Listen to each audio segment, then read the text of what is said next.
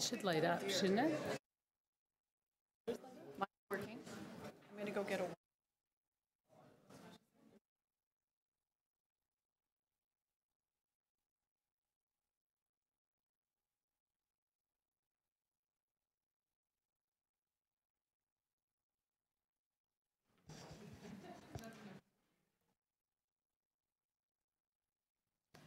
So the first item of business is election of the chair. Members, are there any nominations for chair? Councillor Doucette? I would like to nominate Councillor Joe Mihevc. So Councillor Doucette has nominated Councillor Mihevc. I'm asking for nominations again. Are there any further nominations for chair? I'm calling for nominations a second time. Are there any further nominations for chair? And I'm calling for nominations a third and final time. Are there any further nominations for chair? So hearing no further nominations, I declare that the nominations are now closed and that Councillor Mihevc has been declared chair.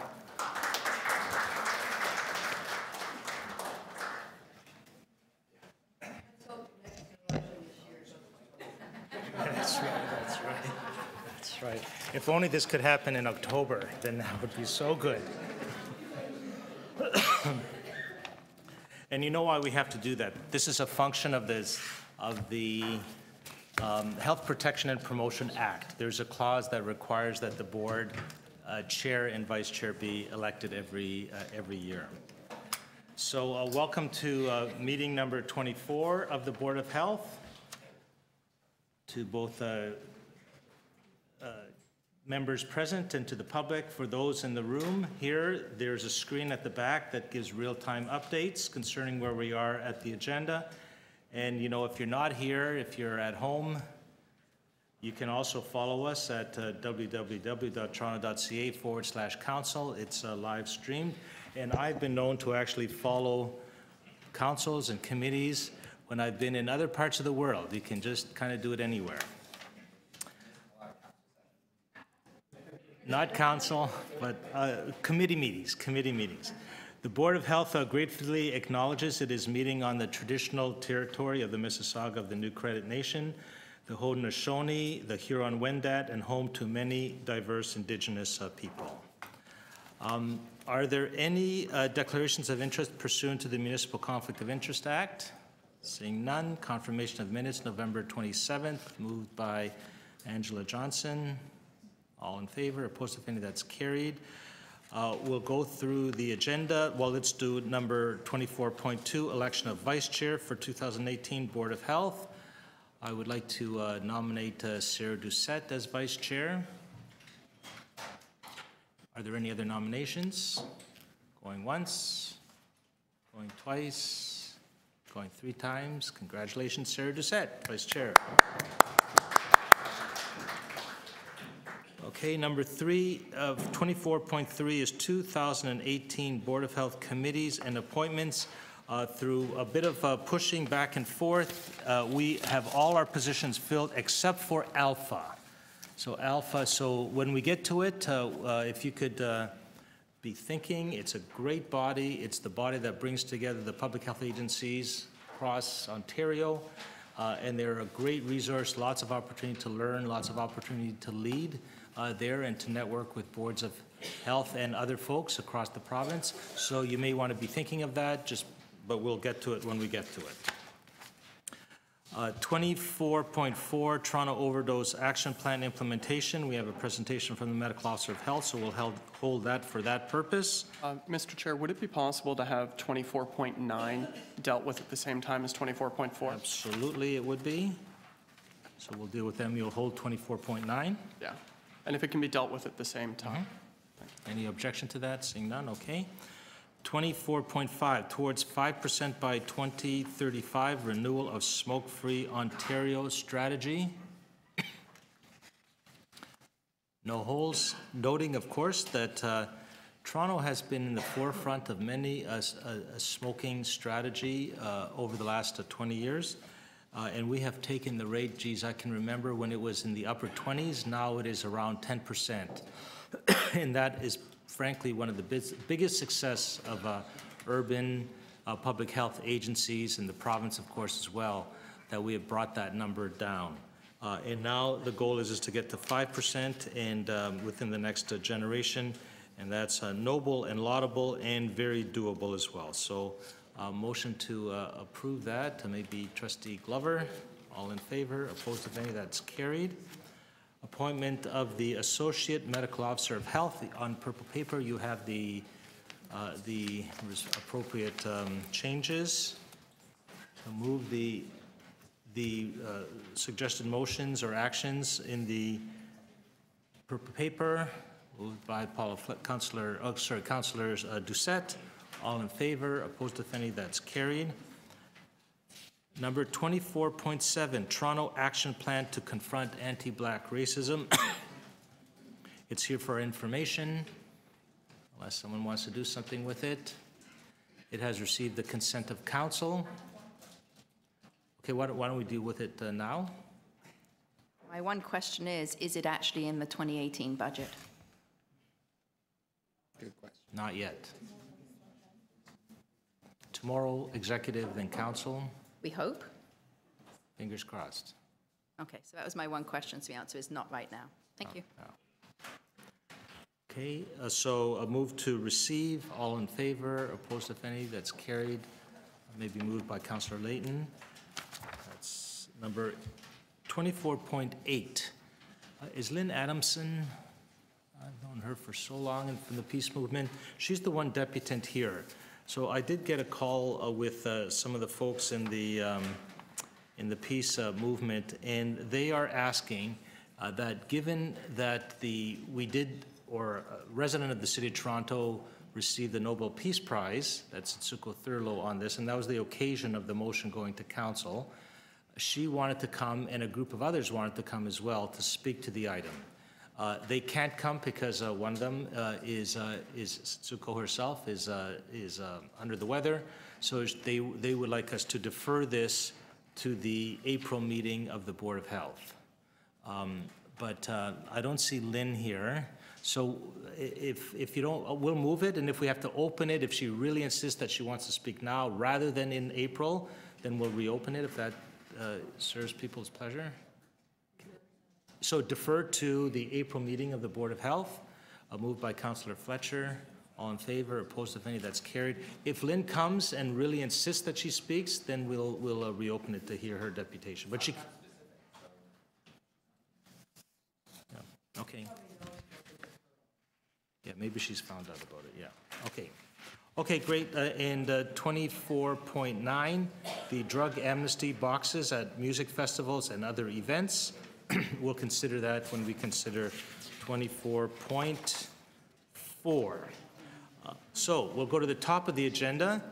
Now that you've had 3 minutes to, we'll deal with the Board of Health committees and appointments because I think we can deal with this expeditiously. So the pieces that we needed to do is the Board of Health Budget Committee, and we have myself, Councillor Doucette, Councillor Cressy, Councillor Chan, Angela Johnson, and Paul Nagpal on the Board of Health Budget Committee.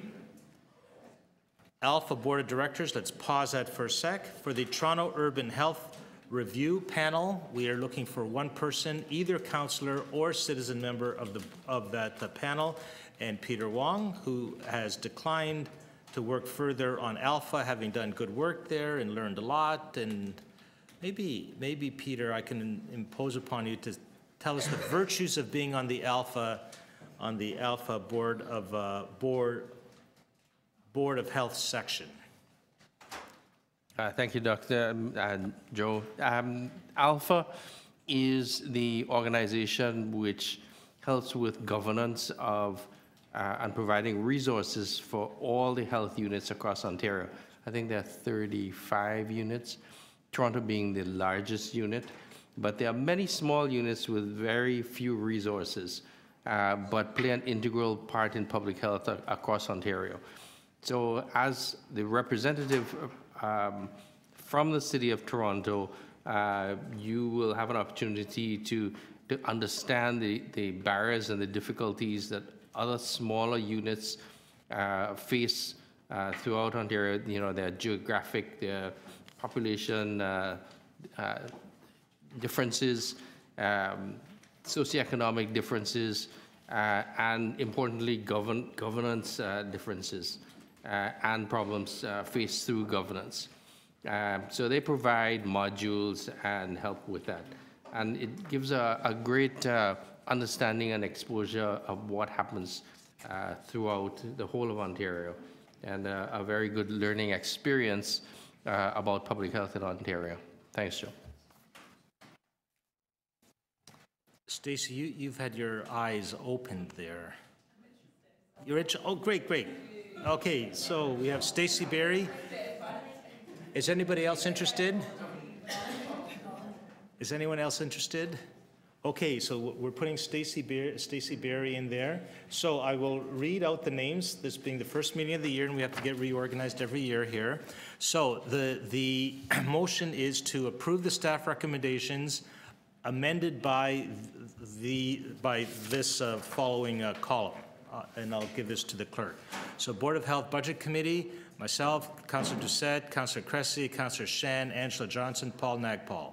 Alpha Board of Directors, amended by including Stacy Berry as our representative. Toronto Urban Health Review Panel, amended by including Dr. Peter Wong in as the Board of Health citizen member.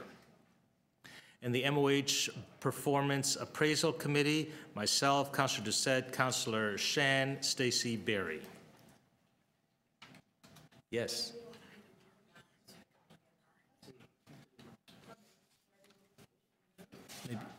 Would I be able to be removed from that committee if I'm going to be on Alpha? Because doing two would be a bit of a challenge. Okay. Is that okay? It's a fair deal pending someone else being on the Board of Health, Medical Officer of Health's appraisal meeting.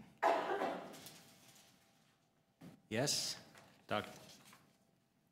Elisa? We have three councillors. It'd be a good citizen member. Is that okay, Mike? Councillor Layton? Great, okay.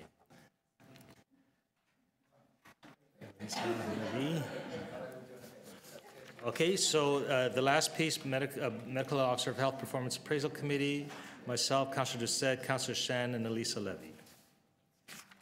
Okay, great. So motion to amend the recommendations from staff by including this chart on it. All in favor?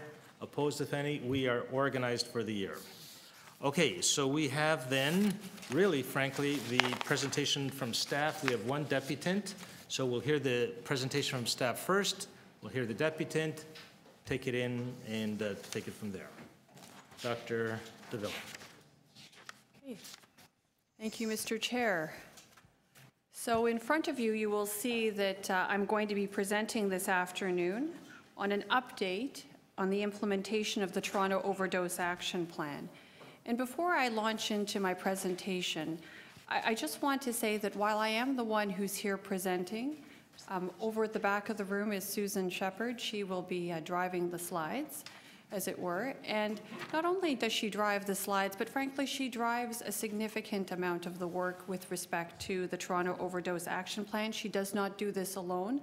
And I just wanted to give you the sense that, you know, this is certainly not my work solo. I'm here presenting, but there are significant resources at Toronto Public Health and a really fabulous team that actually puts a lot of work into this Toronto Overdose Action Plan, its many components and parts. So I wanted to take that opportunity to acknowledge our staff, to acknowledge Susan and all the work that I know that she does, and to acknowledge those who are not here in the room with us who work very, very hard behind the scenes in respect of the Toronto Overdose Action Plan. So while we are doing a presentation today, we will be submitting a report to the Board of Health in the spring, but this is an urgent and an important issue for our community, which is why we felt it was important that we bring you an update today and give you a sense as to what's happening in certain key areas of activity.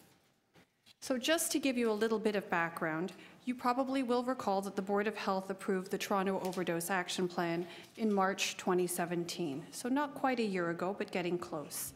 The plan, by way of reminder, consists of 10 broad strategies, and there are specific actions within each of those strategies directed to the various levels of government, each order of government, in fact. We as Toronto Public Health are working actively with city divisions, various community partners, local LHINs, our provincial partners at the Ministry of Health and Long-Term Care, and many others to implement this very comprehensive plan.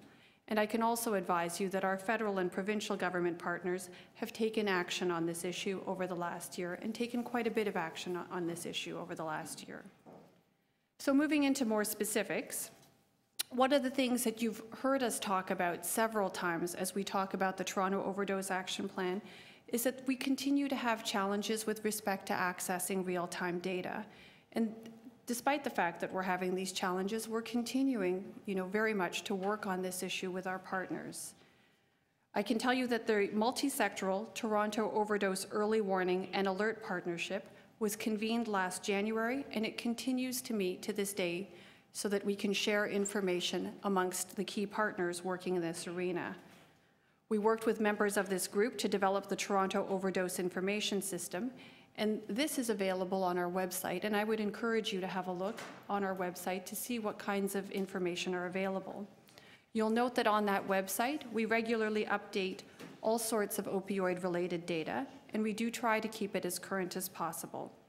The kind of information that you'll find there includes emergency room visits, opioid overdose deaths, treatment uptake, and the number of people using the supervised injection services at the works, the specific location that is, or the specific supervised injection service that's operated by Toronto Public Health. In recent months, we've also added data on opioid overdose calls from Toronto Paramedic Services, and we're continuing to work on getting data that can actually help us target services in those particular areas of the city where overdoses are occurring. I think that while there's been great progress in terms of acquiring these data, and we're continuing to have conversation, and I would say very fruitful conversation with partners, these are formal data. So what we're recording and what we're able to report on are those incidents that actually come to the attention of the formal system, the healthcare system, whether it's paramedics, hospitals, etc. So those who choose not to engage or cannot engage with the formal health system for whatever reason that might be, those data, those incidents, those circumstances are not actually reflected in these data, and this continues to be an issue that we're trying to address. But just to give you a sense that effectively these data are the data we have, but it does provide an underrepresentation of that which is going on because it only contains formal data. So looking now specifically at opioid overdose deaths, the Office of the Chief Coroner for Ontario recently released preliminary estimates of the number of opioid overdose deaths in Toronto for the period from May to July of last year. As you'll see on the slide depicted in front of you, for that 3-month period, there were a total of 82 deaths reported. This is nearly double the number of people who died from opioid overdoses during the same time period in the preceding year. Moving to the next slide. As I mentioned earlier, we are also monitoring the number of calls to paramedics for suspected opioid overdoses and emergency department visits for all drug overdoses in Toronto. And the graph on the slide that you see in front of you shows the most recent 6 months of available data. As you can see from this slide, both indicators, that's calls to paramedic services for suspected opioid overdoses and emergency department visits for all drug overdoses, are declining and have been declining since the high number of cases seen this past summer. However, the number of cases is still concerning. Just to give you a little bit more of a flavor, over the time period covered in the graph, you'll see that there was a range of 38 to 115 emergency department visits per week for suspected overdoses from all drugs at Toronto hospitals.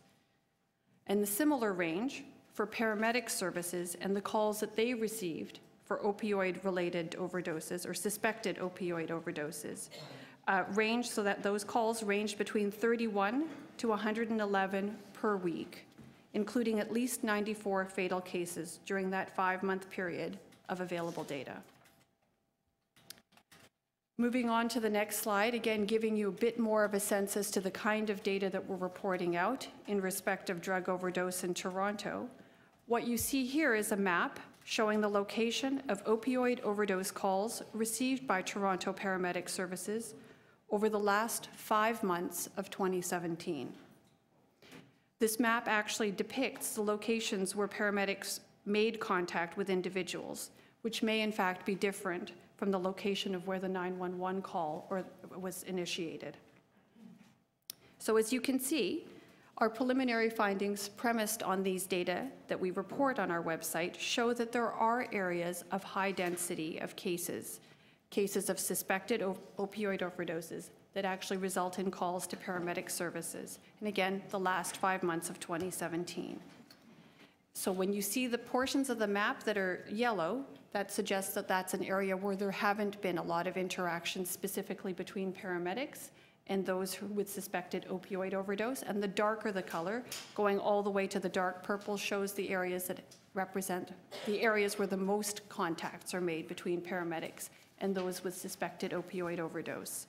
So the areas with the highest density of cases, just to take you through at a very high level, would include, clearly by this map, the downtown core, the Parkdale neighborhood, Eglinton Dufferin area, the area around Jane and Lawrence, and as you can see by that purpley red area in and around the Danforth from about Pape to Victoria Park. So I'm going to remind you that these in fact are the data for the last 5 months of 2017.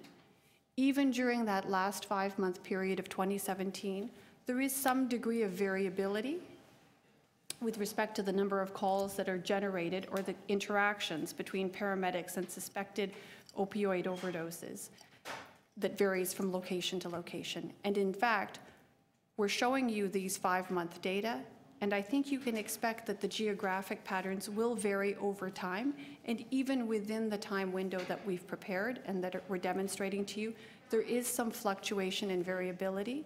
But these are how the data look when we take the last 5 months of 2017 altogether. So turning now from a geographic perspective to looking at specific subpopulations, amongst people who are homeless, overdose stands out as a predominant cause of death. And this is demonstrated through the slide in front of you now. Our current estimate for the number of deaths of people who are homeless in Toronto for 2017 stands at 94. Of these, 53 were considered sudden or unexpected deaths, which were investigated by the Regional Coroner's Office. As you can see from this slide, 23 of those cases were found to be deaths resulting from drug overdose. This represents almost 1/4 of the total.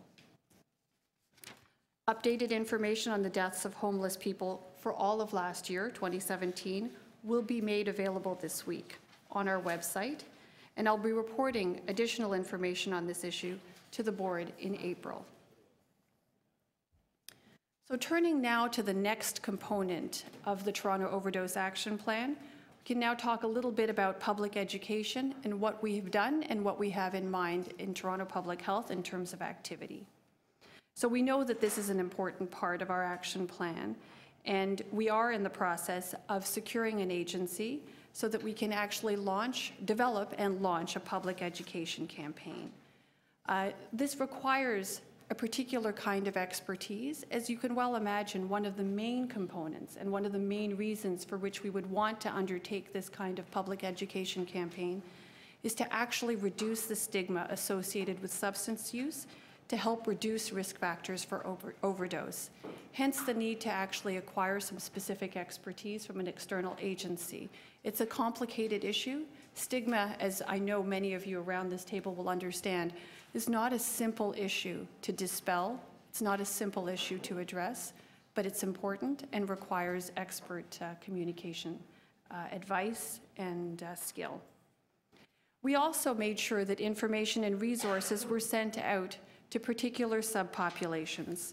I sent out a communication earlier in the fall to school boards talking about overdose prevention and encouraging school board officials to have and share the information with parents and caregivers We also sent out communications to universities and colleges and outlined specific action that they can take as post-secondary administrators, and also gave them information that could be provided directly to students on how they can prevent and respond to overdoses. I should also advise you that just in December, our colleagues at the Ministry of Health and Long-Term Care launched a public education campaign about opioids. Their initiative included radio spots, social media and digital ads, and a series of posters for a wide variety of settings, such as universities and bars. And just for your information, there's an example of one of the posters distributed by the Ontario Ministry of Health and Long-Term Care as part of their campaign, depicted on the slide. With respect to overdose prevention and response training, we have been doing quite a bit of work in this regard, and I know that here in the room we've got some of our staff who've been key in that initiative. I can see Dr. Rita Shaheen and Sean Hopkins, our manager at the Works. They've done what I can only characterize as yeoman's work in making sure that overdose prevention and response training is provided to a remarkable number of people. As you can see, since June of 2017, in conjunction with their staff from the Works, they trained over 1,600 staff from a wide range of city and community services. A remarkable achievement, and I can't thank them enough for that. They also piloted a Train the Trainer session with winter respite and out of the cold programs, where staff leads were trained on overdose response, including the administration of naloxone. And this kind of training approach is going to be continued to be rolled out throughout 2018. A series of overdose protocols and policies across agencies. We're providing support to those agencies to make sure that they have some expert resources. They seek to develop their own protocols and policies to manage clients for their agencies. And they've also, our folks at the Works have also worked towards creating an organizational overdose risk assessment tool to help agencies determine what kinds of responses they should have in place, given the nature of their setting and their clients. Still more on the subject of overdose prevention and response, those kinds of activities are not exclusive to Toronto Public Health. There is also overdose prevention and response training with support from Toronto Public Health as needed in other city divisions, including the Toronto Public Library. Our colleagues at Parks, Forestry and Recreation are also, or have worked again with Toronto Public Health colleagues to have training specific to their setting. Our colleagues at Shelter Support and Housing also have undertaken prevention and response training. And in addition, I can advise you that with respect to fire and police, in December, the Ministry of Health and Long-Term Care announced that they would fund naloxone kits for fire and police, for amongst those who are interested in having access to those resources. Public health units are responsible for implementing that program and facilitating the access to naloxone for interested fire and police forces across the province. I can tell you that Toronto Fire Services began carrying naloxone this fall, and I understand that Toronto Police Service is exploring the potential for officers to carry naloxone, and that this may be the subject of an upcoming Toronto Police Services Board meeting, or at least covered at an upcoming Toronto Police Services Board meeting. With respect to naloxone distribution at the Works, 2017, we saw a great deal of work happening in our own clinic to distribute naloxone kits. Almost 2,500 kits in 2017 distributed to those who use drugs. We've also tried to expand the distribution of naloxone by contracting with community agencies. We've got several agencies already on board who've expressed interest, and we've successfully contracted with them. Many, many others who've also expressed interest, and we're in the process of working through the necessary arrangements to allow for these other community agencies to receive naloxone from us for further distribution to their clients. Just a reminder that broadening the distribution of naloxone was one of the key recommendations in the Toronto Overdose Action Plan. There are, of course, a wide variety of other routes by which naloxone is made available to members of the community. There's a pharmacy naloxone program, Hepatitis C programs throughout the province have long been engaged in the distribution of naloxone. Methadone providers or methadone treatment service providers are also working on providing naloxone. Hospital emergency rooms, a number of expressed interest in also being naloxone distribution sites. And again, given that this is an important part, naloxone distribution is an important component and a key component and recommendation in the Toronto Overdose Action Plan. We're continuing to work with as many partners and actually having conversation around where are the places that can actually distribute naloxone to those who might actually benefit from having it available through their programs and or services. Turning now to harm reduction outreach, critical to our response has been having more harm reduction workers in the community. We continue to advocate, we have advocated, and we will continue to advocate with the province for this action. I can tell you that the Works has expanded its street outreach and mobile outreach services, targeting those key areas where overdoses are occurring. In the last quarter of 2017, Toronto Public Health did provide one-time funding to 5 community health agencies in Toronto who are well established in the harm reduction arena so that they could increase their peer outreach efforts. The Ministry of Health and Long-Term Care is flowing more funding to community harm reduction services through the LHINs. And this is an area that continues to expand and grow. There are new provincial investments that are coming forward. And again, I think an increasing recognition of the importance of this component in addressing the current situation.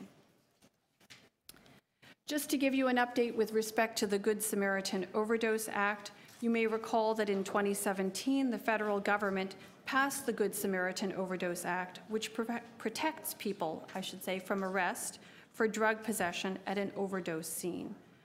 We've met with police to actually talk about this legislation, and I understand that officers are being trained on this new law. The federal government is also engaging in an education and information campaign regarding the Act. There's a downloadable poster which has been posted in transit shelters and other locations around the city. In addition, the Canadian HIV/AIDS Legal Network has worked with community partners to develop a wallet card for people who use drugs so that they can understand and have with them at all times information around what offenses the law protects them from and what things the law may not protect them from, so that they have an understanding as to what the meaning of the law is. Bear with me, we're getting close to the end of the presentation. There's a lot, as you can tell, there's been quite a bit of activity over the last little while. Anyway, with respect to supervised injection services, this is a story that's likely familiar to many of you around the table.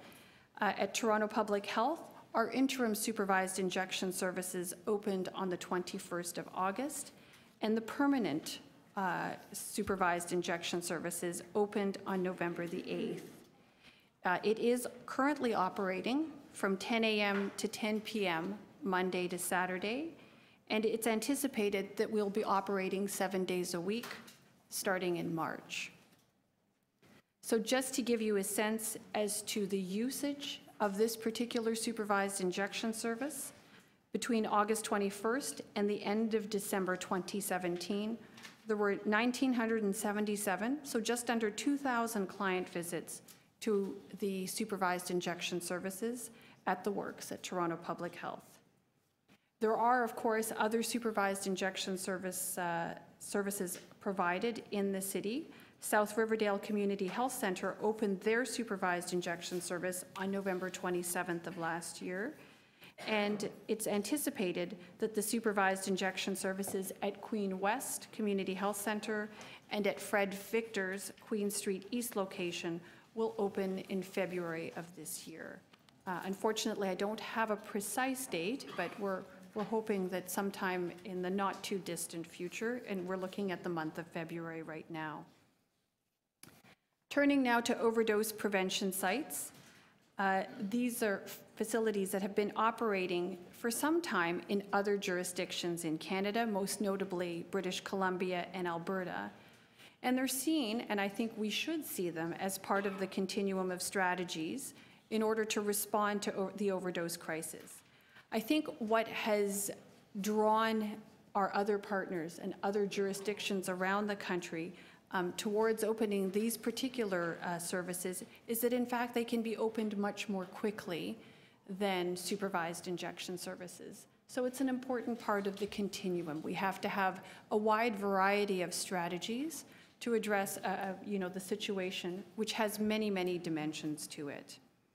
As you know, on August the 12th, a group of community volunteers opened an overdose prevention site in Moss Park in response to an increase in overdoses in that particular neighborhood. The service has been operating since that time. On November 15th, the Federal Minister of Health announced plans to make it easier for the provinces to implement overdose prevention sites. And on the 7th of December, the Ontario Health Minister announced that he had asked the federal government for a class exemption to allow overdose prevention sites to operate in Ontario, and this was granted. So that leads us to January 11th of this year, when the Ministry of Health and Long-Term Care launched the Provincial Overdose Prevention Site Program.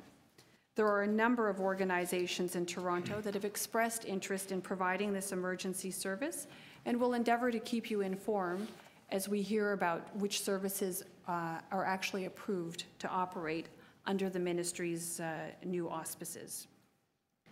Just to let you know, we do know that the Board of Health has supported supervised injection services as part of our overdose response. Board support for overdose prevention sites would clearly help facilitate the implementation of these services in Toronto. With respect to drug checking services, these are services that actually allow people to test their drugs before they use them. This gives people then, once they have results with respect to what the drugs they've got might contain, this allows people the opportunity to decide whether or not to use the drug, or whether they might consider reducing the amount of drug, which in turn can help prevent an overdose. The provincial government has provided fentanyl test strips to all supervised injection services and overdose prevention sites in Ontario. There are some issues and challenges with respect to the program as it's been launched thus far by the province, and so as a result, the strips are not yet being widely used, but there are discussions to try to bring those issues to resolution. We are also working with the International Centre for Science and Drug Policy on a project that links 3 Toronto supervised injection services with hospital labs to provide drug checking services and evaluate how the model is working. This is still in its early stages. We've confirmed funding for the project, which allows the project to get underway, but we're still working through the process with the Canadian Institutes of Health Research in order to make sure that we've got adequate research funding for that particular project.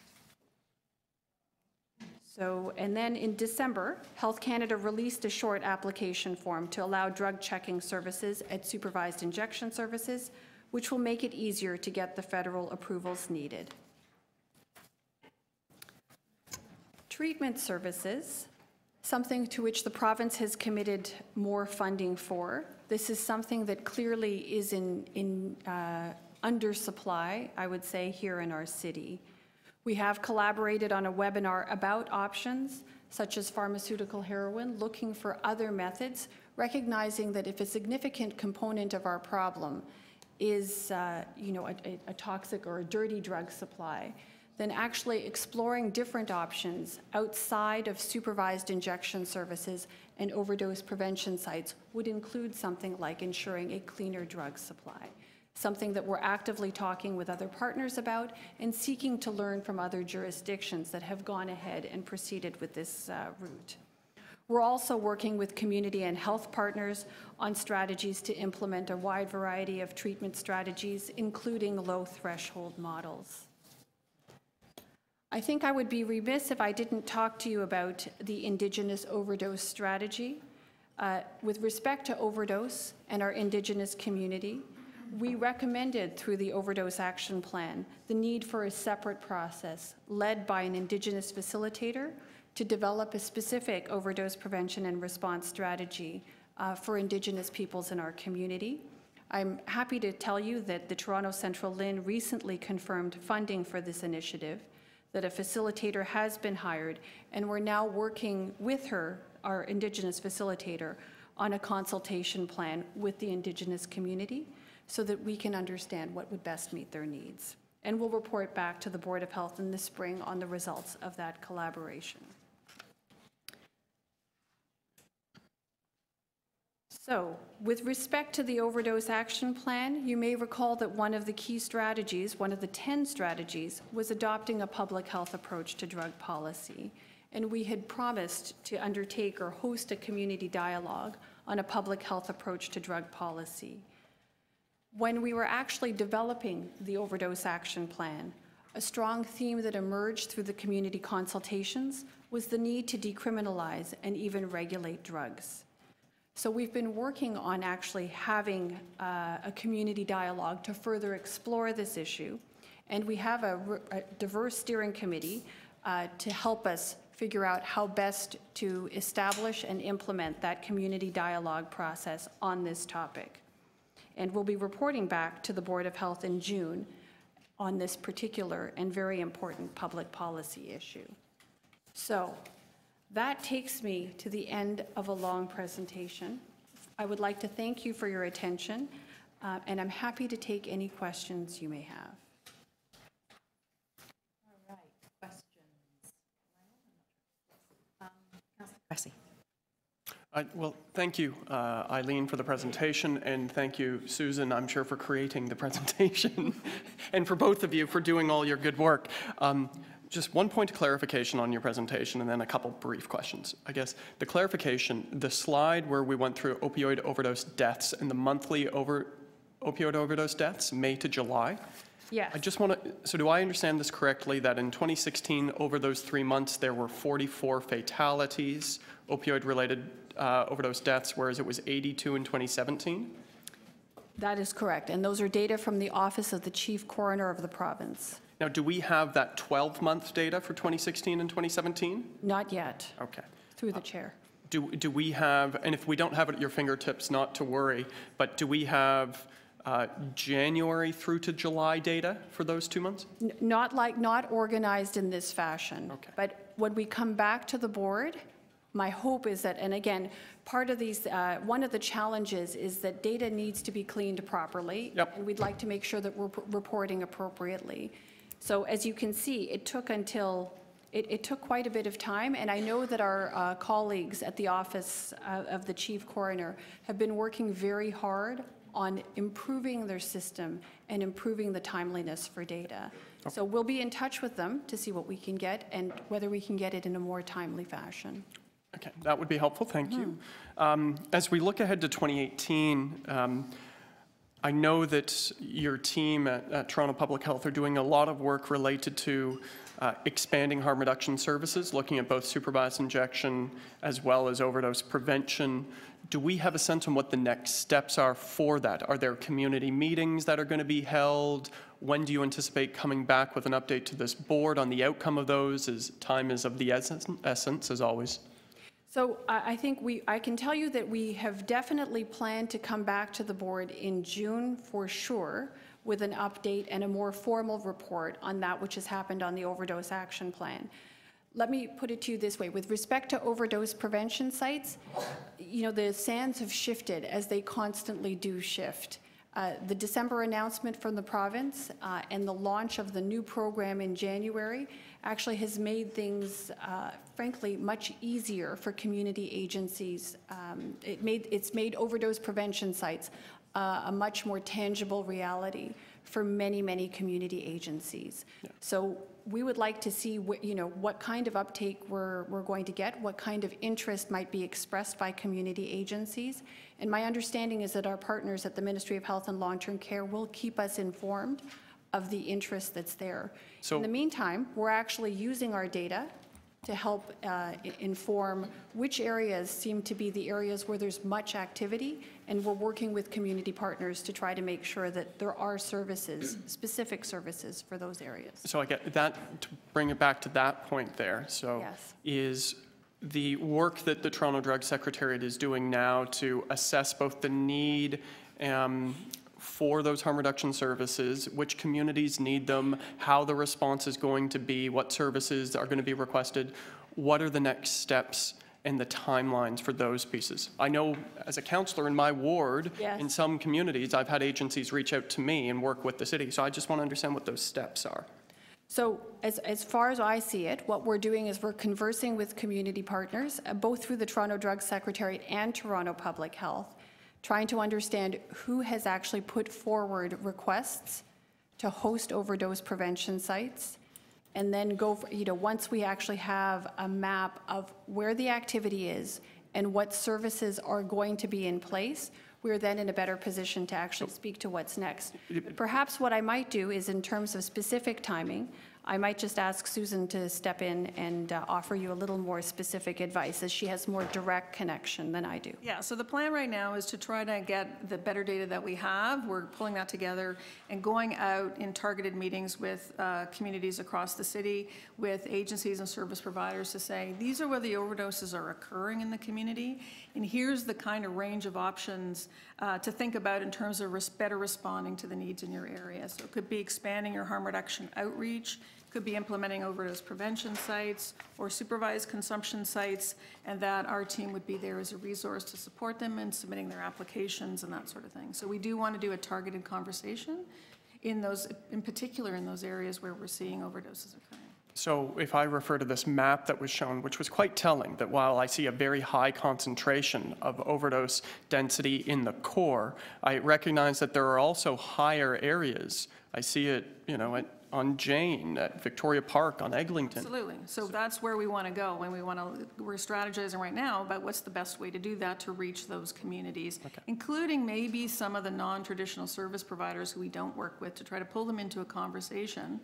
Because these overdose prevention services can also be situated in other kinds of settings, like housing programs or shelters or any number of settings where you have people who require that service. So it's not just in classic harm reduction health services that this model has been applied, and I think we need to think broadly. And then one last question. I know, Madam Chair, you haven't put my clock on, so I'll assume I'm near it. I know that there's been a lot of discussion and work done within the shelter system and the out of the colds, and I see we have Shelter Support and Housing Administration here. So I wonder if Mr. Tanner, you could give us an overview of the work done within the shelter system to date, but additionally, what other supports you need given the escalation in the shelter usage we're seeing this season. Sure, and thanks for the question, Councillor, and through the Chair. We've been working very closely with Toronto Public Health on this issue. And in March 2017, Shelter Support and Housing purchased a bulk supply of naloxone that we went on to distribute to many of our shelters and drop-in services. We've been working with Public Health and City Legal really to identify the processes and policies and put them in place to support our staff to be able to use this essential intervention in the workplace. And throughout the summer, we trained 180 of our Shelter Support and Housing city staff and now have naloxone at all our city-operated sites. Naloxone's been distributed to all of our winter respite programs and through our out of the cold programs through our provider at Dixon Hall. In terms of what we need, I mean, we're always interested in getting more support for health services and harm reduction support through, the Toronto Central Inn and others, but continue to work very closely with Toronto Public Health and the works with respect to, the needs of our staff and our partners in the community. And one quick follow-up is, are you, with the training and distribution of naloxone to frontline staff in our shelter system, our respite programs, as well as through the Out of the Cold network, do you have any data at this point, perhaps it could come later, on if naloxone has been administered, and if so, how often within our shelter system? I only have very preliminary data on that. I'd have to come back to you to explore of the 108 kits that we initially distributed, how many of those have been used to date. I'll tell you the most prevalent spot where naloxone is used is at Seton House, and that's in conjunction with our inner city family health team that also has a supply of naloxone through St. Michael's Hospital. Thank you very much. Yes, Councillor Cressy, I didn't put your time on because I knew you had a couple of extra questions. That's okay. Councillor Fletcher, you have questions. Yes, I do. I'm just wondering what form, since this is paramedic services, how do they report out to you? Or in what form do they report out about overdoses? So through the chair, we actually have that Toronto Overdose and Early Warning Partnership, and we have many venues and many opportunities to discuss with our paramedics colleagues. So as I understand it, the specific data around the calls are provided to our surveillance and epidemiology staff, who in turn then convert the data into this map format that you see before you. So do they also report overdose deaths to you? So we have different sources for deaths, and we try to combine the many sources of data that we receive in order to come up with a fulsome picture that we can then share with partners. As my colleague Susan informed us, what we're trying to do is make sure that we have a sense as to where the need is located, where the services seem to be arising, as demonstrated by partnerships, and then try to put together. I'm just trying to determine what reporting structure there is. Do they report in myriads of ways, but their stream of reporting, do they tell you where the overdose deaths, that there have been overdose deaths? So through the chair, I believe when they know of deaths or they are attendant at deaths, they would include that in that information, but they may not be the sole source of information for that because they may not, in fact, be attendant at all. So where they're attendant at a death, then they do let you know. I believe that is the case, yes. Can we find that out exactly? We can. What that looks like? And I'm just looking at this map and quite surprised to see the Danforth with such hot blue spots there. Is there any way that anyone can comment on that? And it's second to Yonge Street as far as dark blue. So through the chair, I may ask, we've got Candice Rickman, one of our epidemiologists who's more intimately familiar with these data, and perhaps she can shed some light on your question. On the Danforth now. On the Danforth in particular. I just want to know if they, we're going to hear back about the EMS. So somebody dies of an Ms. Rickman may be overdose able to help you with that as well. She's our more direct contact. Party, and they're taken to the hospital by EMS, and they die. Is that information reported through to you? Sure. So the data sharing agreement from paramedic services will state whether the coroner was notified. So the distinction here is there are fatal and non-fatal cases, but any case where the individual was then brought to hospital and died in hospital, we would not know that information. They would not provide that. We don't necessarily have the final outcome of all the calls. It's just from the paramedic report. So that doesn't come back. Is there some reason why we don't have that? So if I can, through the chair, we get the death data through the coroners. If there are data on the paramedic call sheet where the patient had died in the care of the paramedics, presumably we would get those data through the paramedic call sheet. However, there are calls for opioid overdoses where the paramedics attend to the patient, deliver them to hospital. The death occurs after transfer from paramedic service to hospital. The paramedics' data would not reflect necessarily that death, but we would get those death data through the coroner's office. And we get, thank you, that's very clear. And how about just the paramedics transporting overdose patients? Is that available? Obviously it is, because we have this overdoses here. So yes, through the chair, those are what's reflected on the data there. You've got paramedics calls on that map for suspected opioid overdoses, and as well, if you look on slide number...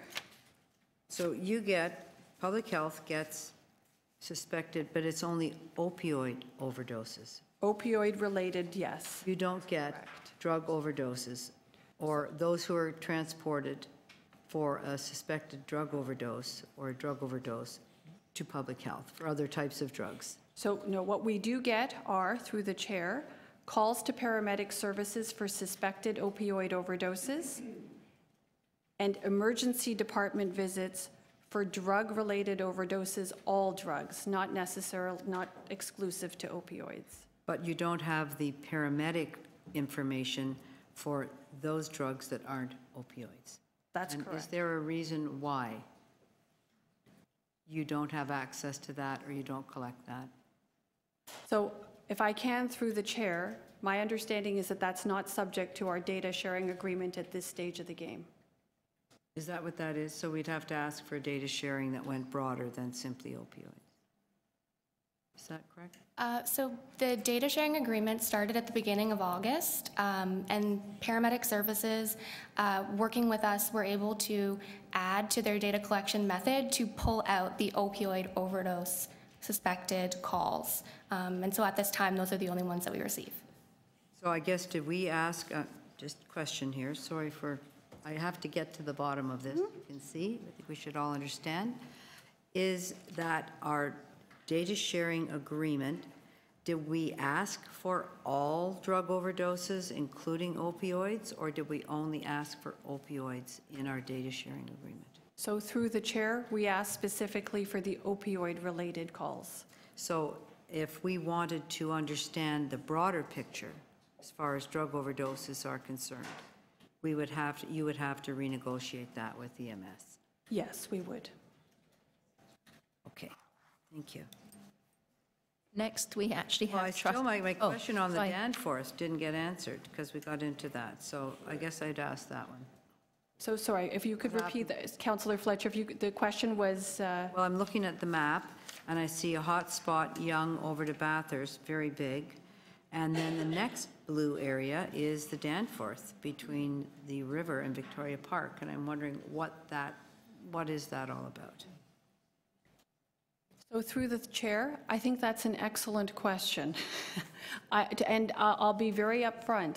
I think this is something that requires further investigation. What we're able to provide you with are the data with respect that map out the density of calls and interactions specifically that paramedic services has with those who are calling for opioid-related or suspected opioid overdoses. Thank you. The underlying reasons, I think, are very much still the subject of investigation. Thank you very much. Next, we have Trustee Glover, and then we have Councillor Layton. Okay. Just if I could pursue that one more time. So there's two hotspots on the Danforth. Are those addresses? Do those represent addresses where paramedic services have been called to respond to? So through the chair, what the map indicates are the locations where paramedics made contact with individuals. Okay. And do we have those addresses? Do we know what those locations are? And do you want to disclose that at this point? So I think what Okay. No. If through the not, chair. okay, that's fine. I'll table that question. Okay. I'll go back to the other one though. I'm very curious about this data, and first of all, I do want to thank everybody for all the work that's gone into this, and I want to thank Councillor Cressley for his leadership on this issue over the last couple of years, because it's been, I mean, this is the biggest health crisis that we're facing in the city right now. It's pretty clear. I looked at the numbers, and I know it's risky to average things out, but if we take 82 deaths in a 3-month period and we multiply that by 4, we get over 300 deaths, potentially over 300 deaths in 1 year in the city from opioid overdose. The other question I have has to do with the line graph here on the next page. And you said that there's 31 to 111 overdose cases, suspected overdose cases per week. Do these, so this is calls to paramedic services and emergency department visits. They vary slightly, but do they cancel each other out? So if somebody is called, like if they go in an ambulance to an emergency room, that would be double counted, like they would be represented both the orange and the blue line, is that correct? Yes. Through the chair, if they go to the emergency department, yes. Okay. Via paramedics. Right. But some of them obviously just walk into the emergency room and others don't go to the emergency room from the ambulance. That's correct. But if you take between 31 and 111 a week, if we average that out by 65 a week, and I again recognize that averaging these things out is probably not going to be accurate, but may give some indication, we're over 3,000 a year. So if I may, through the chair, I would caution a little bit around averaging out. It's not quite that simple.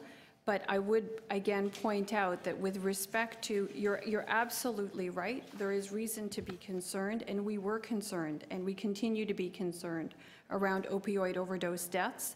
There was a significant increase in that 3-month period between May and July, year over year, from 2016 to 2017. Oh. There was a peak that was reached in respect of activity in the summer. And I think what we're trying to demonstrate to you through that slide, the line graph entitled Weekly Suspected Overdose Cases, is that there is still very much an issue, but over the course from the summer through the latter half of the year, there was a bit of a downward trend noted with respect to the number of calls that were made to paramedics and the number of visits made to emergency departments in respect of opioid-related, suspected opioid overdoses for the paramedics' calls and for visits to emergency rooms, all drugs. Okay. I mean, just, and I recognize that, and thank you for that explanation. It is good to know that it was going down at the end of the year, so hopefully those numbers don't average out as horribly as they seem to. And I recognize, like, it's wonderful all the things that are happening, all the different departments and everybody that's coordinating. We've got this multi-sectoral response. You mentioned ensuring a cleaner drug supply. What would that look like? Well, I don't think, through the chair, I'm not sure that I can say or describe a completely fulsome picture of that which would happen here in our context. I can comment on what has happened and what is happening in other jurisdictions. Okay. So there are certain initiatives, including in other jurisdictions in Canada, Vancouver being among them, where prescription opioid therapy is provided to clients in order to help them get access to meet the needs that they have, to prevent the risk of overdose, and to do so in a way that doesn't require the purchasing of drugs which may very well be contaminated with a series of other drugs. Okay. So I think that's one method that we can look at. Certainly other European jurisdictions have had a greater experience, and some of them rather lengthy experience in providing opioid substitution therapies of a variety of kinds. The most basic, I guess, and one that's very common here is methadone or Suboxone therapy, but there are many other variations on the theme. So what the complete picture looks like here, I think will rest on policy that's currently being considered both at the provincial and the federal levels of government, and how that might manifest itself here in Toronto, I think is still very much a question. In those other jurisdictions, has there been a clear correlation showing a reduced number of deaths and overdoses and ensuring a cleaner drug supply or decriminalizing and regulating the drugs? Well, I don't know that I can speak to the exact figures with respect to any of those jurisdictions. You did speak of decriminalization, and again, I don't have the exact figures at my fingertips. But we do know, and it's certainly one of the things that's been discussed quite a bit in the popular media, the experience in Portugal as the country that has undertaken decriminalization significantly. That happened back in the early 2000s, 2003, and at the time they had extremely high rates of overdose-related deaths, and actually high rates of HIV and hepatitis C associated with sharing of drug equipment. And those numbers have, seen significant decreases in that country. So we are actually looking at the experiences across many jurisdictions to help inform that which we should be doing here to address our situation. It seems then that we should really be looking at, when we're making the argument about ensuring a cleaner drug supply, we should be looking at, trying to make as clearly as possible that this would save lives. And it would save a significant number of lives, and we may even be able to put, depending on the data and the comparability of the data, maybe able to put a rough estimate on the number of lives that could be saved. And I think that speaks to the drastic measures that need to be taken to address this. But those are my questions, and actually I commented as well. So through the chair, I think that's exactly what we were aiming towards when we included within the Toronto Overdose Action Plan the need for a public health approach to drug policy. So I think that the work that has been done over the last several months, and some would argue years, has been very important. But when I look at the work that's been done over the last several months, again, very, very important work, but the establishment of such things as supervised injection services, the establishment of things such as overdose prevention sites, these are fairly downstream when we look at the situation itself. If we're looking to prevent the negative health impacts associated with drug use, when we're talking about things such as supervised injection services and overdose prevention sites, these are fairly what we would call downstream endeavors. You know, when we start to look higher upstream, you know, on areas like drug policy, you actually need that comprehensive set of strategies, not just those that are downstream, in order to effectively address the situation in a very fulsome manner. Well, if you need a vote on some method of, you know, even if it's a drastic measure of ensuring a cleaner drug supply, you've got my vote. Sorry, that was a comment, not a question, right? Whoops. You'll get a chance to go. Yeah. Yes, thank you very much. Just very quickly, the overdose prevention site at Moss Park is reporting some rather impressive numbers for the effectiveness of that service, given that the Works and South Riverdale have been in operation for 1 month and 4 months respectively. Or I'm just curious if we have any measures to report out on their effectiveness. Sorry, through the chair, measures to report out on the effectiveness of our service or measures? Of our service. So of the SIS. So through the presentation, through the chair, I indicated that since we started our supervised injection service, we've seen just under 2,000 clients. And as for in their intended purpose to help prevent overdose, do we have any data to suggest that they're serving that purpose? So indeed we do. So it's in and around the range of about 31 clients that which we've had who have we've successfully reversed an overdose. That's great. I think the interesting thing, if I may, through the chair, in respect of this question, is that it's actually challenging to, you know, have a common definition. You know, it's a very heated circumstance when you're actually addressing a particular overdose. And without trying to get too technical about it, there are the expected effects, intoxicating effects of a drug, and it crosses over into what would be characterized as overdose. And there isn't a hard and fast line between expected drug effect and, you know, when you start to move into something that one might characterize as overdose. So while I think it's important to have a sense and to be able to evaluate the effectiveness of our measures, it's not always easy to make straight up comparisons across services. One of the many challenges I think that faces us in this situation. Fair enough. The other is on drug checking. I'm going to ask this question later on of hopefully of the speaker, but why aren't we providing drug checking services or equipment or funding an organization to do the same for music festivals and other events? Are we? So I think at this stage of the game, if I can through the chair, there have been, and there was an initiative, and there is an endeavor to try to provide drug checking services through supervised injection services and through overdose prevention sites. As I tried to describe in my presentation, there are some challenges currently with respect to the test strips and how they're being used. And they're a little bit on the technical side, so I won't bore you with the details. But suffice it to say that it's important to actually get the testing procedure right so as not to actually use the strips to give you false negatives.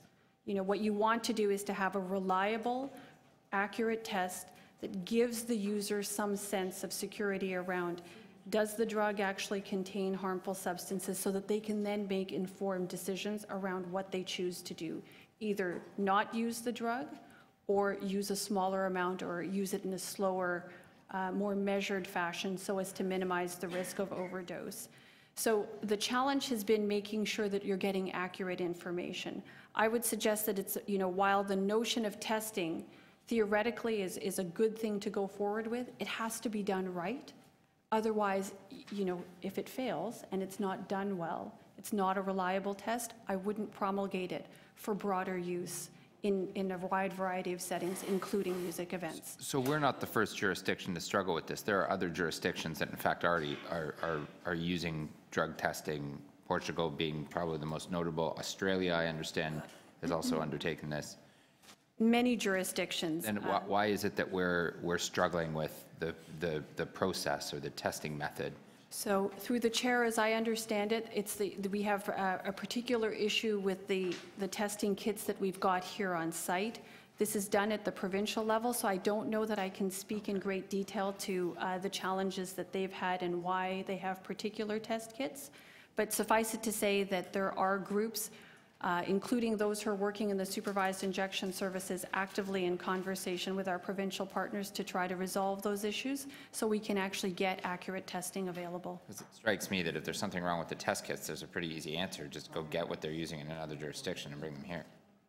Again, not being part of it is within the provincial purview, and I'm not privy to the details on what's happening there. Thank you. Thank you. Any more questions? Okay, we'll move on to deputants. We have two deputants, Lori Kuffner, TRIP Project Coordinator. Is that right? Oh, well, no, we're handling them at the same time. This is on 24.9, and Gary Thompson as well is on 24.9, but we're handling them together. So Susan, I'd invite you to kind of let her have the floor, yeah. Okay, Susan, sorry, Lori, you have 5 minutes. All right, thank you so much for having me here today. So just a quick related piece to what we were just talking about. And so music festivals, drugs happen there, and events. And one thing that we'd like to make work better, I guess, are the drug amnesty boxes, which currently can't be called that occur or that are placed around the festivals. So right now they're called harm reduction boxes and labeled as such, which doesn't actually describe what they are. It doesn't make any sense. And it is honestly kind of misleading. Normally a harm reduction box would be distributing harm reduction supplies rather than somewhere to drop off things you don't want anymore. What we would like to see happen is something related to the firearm amnesty. I don't know what to call it exactly, but where people can drop off firearms they no longer want or need or use or have found, and have amnesty to do that. So we would like something similar for substances or drug-related items to be safely disposed of on the grounds of music festivals without any, I don't know, persecution of the people putting things into the boxes. Of course, there's logistics around how they're placed and if they're attached to things and who has control over the boxes, but, sort of using the laws around the firearm amnesty, creating something similar for substances. Great, thank you very much. We have questions of you, Councillor Cressy. Well, thank you, Laurie, for the deputation and being here. And I know your request has already been endorsed by the Toronto Drug Strategy Panel. Just two questions. The first is, and this is a question I have been getting fairly frequently when this issue came up, is with drug amnesty boxes, why would someone choose to use them? Like, what would be the rationale for using the drug amnesty box? So for one reason, if people find something on the ground, they want a safe place to put it without getting, seen by security, picking up, drugs off the ground and putting them in their pocket, which, has happened, and then getting in trouble or ejected from the event. And the other reason is if somebody has something or their friends, group of friends has something, they take it, it ends up making them feel sick or unwell or unexpected results. They're just like, oh, gross, drugs. I don't want these anymore. Somewhere to safely dispose of them so they don't end up on the ground for somebody else to pick up and find. Or they don't end up in just the garbage. And it would also be great to be able to have anything that is disposed of in these boxes tested to find out, what actually was in these substances that people are disposing of. And also, if people, currently they're usually placed outside of the festival, so it's sort of as an incentive to not get in trouble before getting searched. So that is also fine, but having them inside the grounds for those other reasons is useful as well. And if I can pivot, because the TRIP project of which you're a member of, working for, all the rest, in charge of, you've done a lot of advocating for drug testing on sites, not just supervised injection service sites. This was a question Councillor Layton had. I was wondering if you could go into what some of the hurdles you've experienced through your organization in trying to secure support for drug testing. Is it the provincial government? Is it the federal government? Is it the willingness of music venues to agree? Where are the hurdles in us being able to roll this forward? Yeah, so it's sort of sometimes at every level there is some pushback. Obviously, partiers, attendees, people who use drugs want to be able to check their drugs. Friends and family members, would like to see that as well. Nobody who runs festivals, or police or government want people to die either. But it's sort of seen in some ways as, well, if people know their drugs are safe, then they're going to keep using them, which is kind of a not as harm reduction model of it.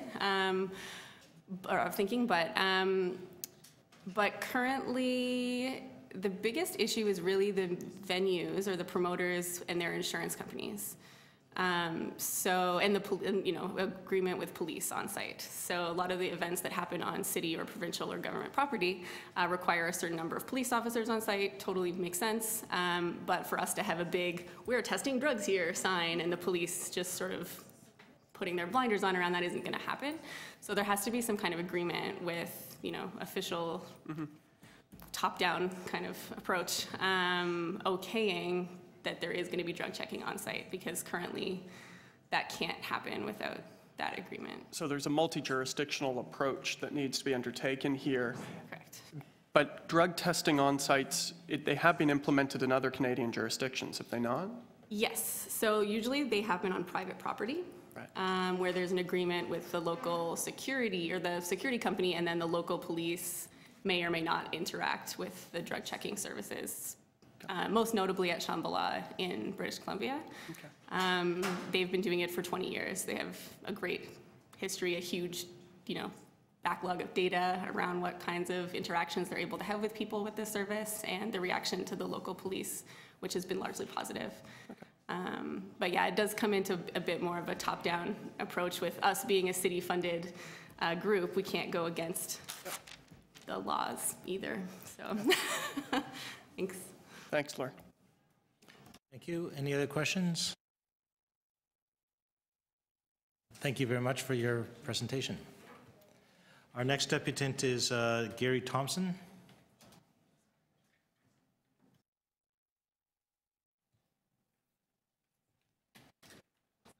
Welcome, Gary. You know the rules, 5 minutes.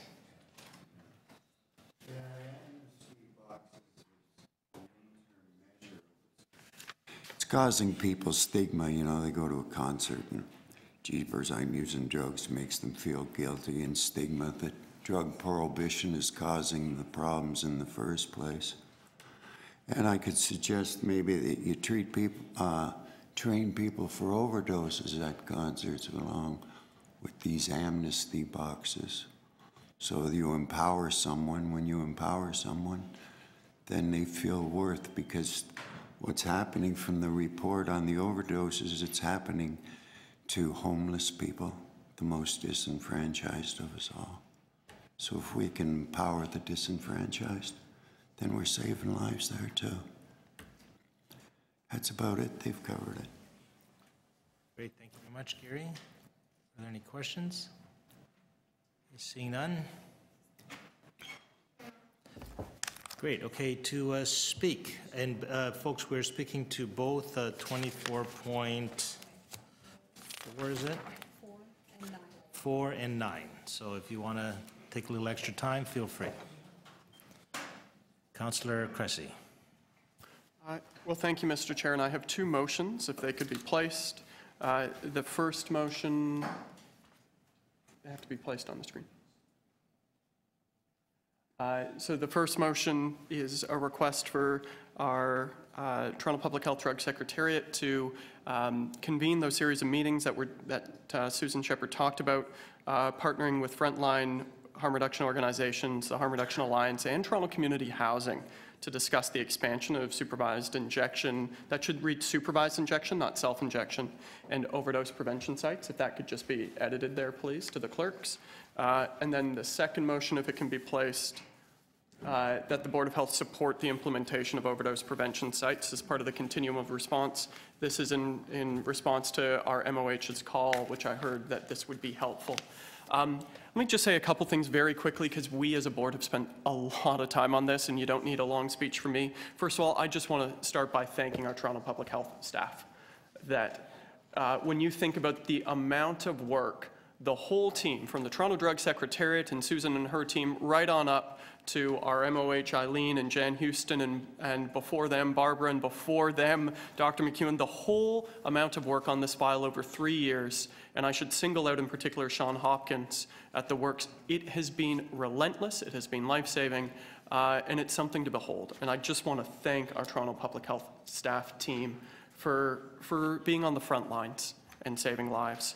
And on that, our frontline workers as well, not just at the city, but all the agencies and the activists for their work. And this board, I want you to know we have every 3 or 4 months for the last 3 years, we have been on this file, and this board has been collectively, all of us, at the cutting edge of progressive drug policy in North America. And I want to recognize and thank this board, and in particular our chair, for his leadership. The presentation you saw has demonstrated that the overdose crisis continues, and I thought that map was most telling, that while we see high concentration of overdoses in the downtown core, we see it also highly concentrated in other areas in the city, not just in the downtown. And so that speaks to the need as we go forward in 2018, as we work to continue to reduce the stigma of drug use, to increase the harm reduction resources and tools available, to expand our treatment and prevention opportunities, to carry on all the work we've been doing in 2017, it speaks to the need for us to move outside of the core. We've had a lot of work being done in the core, and we're going to need to continue to ramp that up, but we need to look across the city as we are doing, and that's all I'm going to say. I just want to really thank our staff for their incredible work. It is something quite remarkable. Thank you. Jesse, I have a quick question. It really is a way of asking you to add some words. Would you be open to convening to adding to the meetings with frontline harm reduction organizations, the Toronto Harm Reduction Alliance, Toronto Community Housing, and also add healthcare providers like neighborhood community health centers? Sounds fabulous. Okay, thank you. Okay, anybody else to speak? Well, I'll just add then just a few words, but this really is our first time focusing at any deeper level on opioids, or on the overdose action plan, the implementation from a year ago. And the world has changed quite a bit with this last summer. I don't think there was scarcely 48 hours that there wasn't a conference call involving Councillor Cressy, Councillor Wong Tam, the mayor or his staff, myself, Eileen, the medical officer of health, and a variety of other stakeholders. And, you know, so it is good to sometimes take a pause. And, well, first let me just say thanks for all of those. I know lots of folks gave up, interrupted holidays, worked long hours overtime to try to figure out how we can get the existing three community health centers operating and one is, and we're operating, and now we have Fred Victor operating, or soon to operate. That has required a monumental effort, and I can't believe how complicated these things get with 3 orders of government and different agencies and the police and the criminal code. This really was like trying to work our way through a maze. But the world has changed in the last year. It just feels differently on the street that people are engaged in an active kind of way, away from a punitive and criminalized approach to a healthcare and public health approach. I think that transition has happened through the pushing and shoving that has occurred in the last year. And that's all owed to the folks here who've been in the advocates and the frontline workers and alliances that have really pushed that conversation away from negative stereotypes to really focusing on saving lives and providing support. And I think that has been the big shift. And you know, while the numbers are still way too high, it is interesting that in the last year, in the last several months, that curve that was on the Medical Officer of Health, Dr. Davila's chart, actually is in a downward trend. And I think that's partly because of the opening of the sites that have opened, and the one in Moss Park as well. That, it's not, I think it would be wrong to say this is good news, but it is way better than those charts where you just see the numbers increasing, and increasing. I think the heat map is a very interesting heat map, and I do support, of course, support Councillor Cressy's motion. It is downtown, but it is also in other areas of the city. And I think one of the next steps for us, recognizing that we are not a healthcare providing organization, but we do have that power to convoke, to bring together people, and that's actually a great role for public health. Even in the areas where we cannot or do not provide direct service, because we have this Toronto-wide mandate, and because we just know lots of folks, we have a great Rolodex, electronic Rolodex, with the LINs, with the frontline workers, harm reduction advocates, the different community health centers, with the hospitals, with emergency folk. We can bring people together to have conversations that no other body is as aptly suited to do as we are. So I think one of the tasks ahead is to convoke, to bring people together. And I think, well, the motion does that, but I know staff is already doing that. The other thing that I think this last year has taught me is our need to convoke and also provoke. And provoking other orders of government to do the right thing, like we have to have that conversation around the decriminalization of street drugs. That's a conversation we have to have. A year ago, it is our policy actually as a Board of Health, but it's kind of really small, written in very small ink. There's a report coming in June. I hope that that report includes a large section on the next step.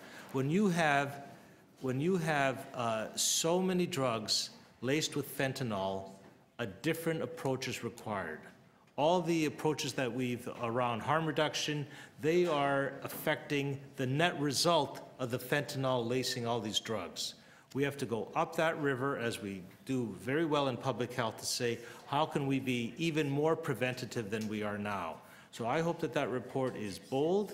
It says really where we need to be moving this conversation, not just in Toronto, not just Ontario, but Canada-wide. And I think if we do it, and Vancouver follows suit, and a few other folks follow suit, we can maybe push the ball in the direction, call it of a more Portuguese-friendly, Portuguese-style national policy around drugs and the decriminalization of currently street drugs. So this is a good update, but there's a lot more work to be done across Toronto and, frankly, across the country. Are any other speakers? Last call. I just have my 2 motions. Okay.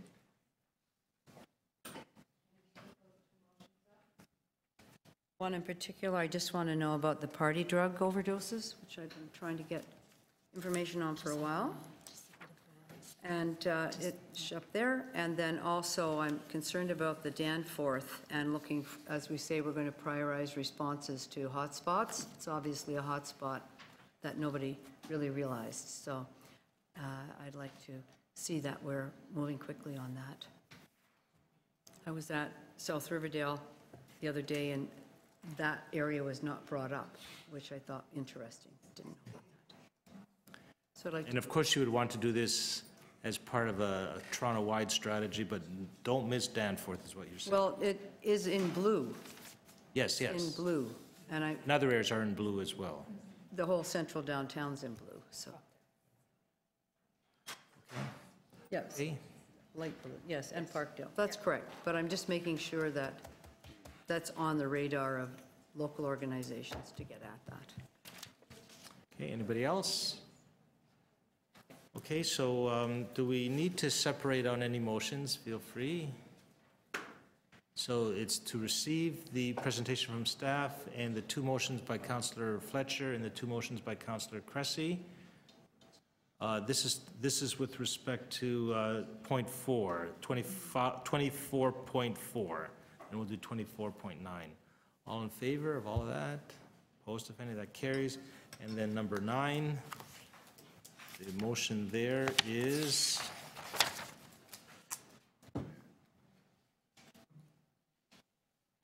urge the federal government to permit drug amnesty boxes at music festivals. All in favor? Opposed, if any? That's carried.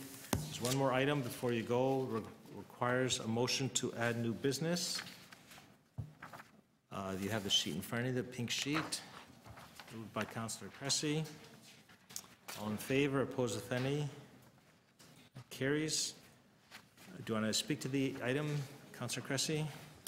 No, just very briefly. There's an important street redesign coming to the City of Toronto in a couple months, and our board has previously done a lot of work on complete street guidelines, and I want to make sure that we have a safety assessment from our medical officer of health available to council for this young street redesign.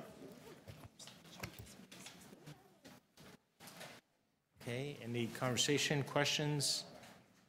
All in favor? Opposed, if any? That's carried. Okay, we are adjourned. Thank you very much, everyone. Thank you.